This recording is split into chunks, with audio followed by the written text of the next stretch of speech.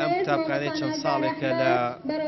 قوتاب لە ماڵێکا بوون و ماڵەکە ژینگەکەی زۆر ناتەندروست بوو و هۆکارەکانی شێمەکو حکومەت نەبووین لەبەروی کێشەی زەویزار هەبوو لەم گوندەیە و ئەم زەوی ئێستاش حالیان ئێستا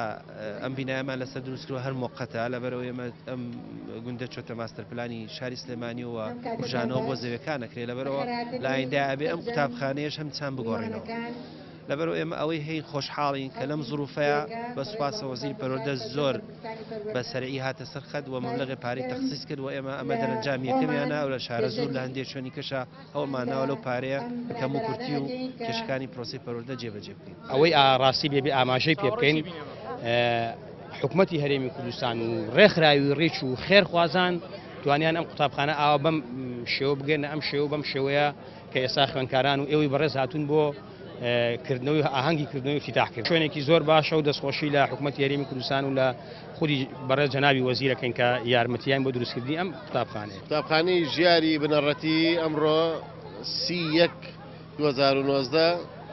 یەکەم ڕۆژی افتتاحکردنەوەیەتی قوتابخانەکە پێک هاتووە لە 1 تا 6 واتە بنەڕەتیە وەکو خۆشتانە بینن بەڕێک و پێچی دروست کراوە یعنی سوپاسی وەزارەتی تایە و هەروەها سوپاسی خێرخوازانی تایە کە هاتوون بەهانای ئەم قوتابیانەوە شوێنەکەیان پێشتر باش نەبوو لە شوێنێکی خراپترا بوون ئێستا هەرچۆنێ بێ ئێستا شوێنەکەیان شیاوی خوێندنە لەسەرەوە ماخۆن لەسەر و ئێرە بەڵام ئەو کاتە ئەو مەکتەبەیانمان بەدڵ نەبوو ترسانی ڕوخانیە بوو کەمی ڕاحلە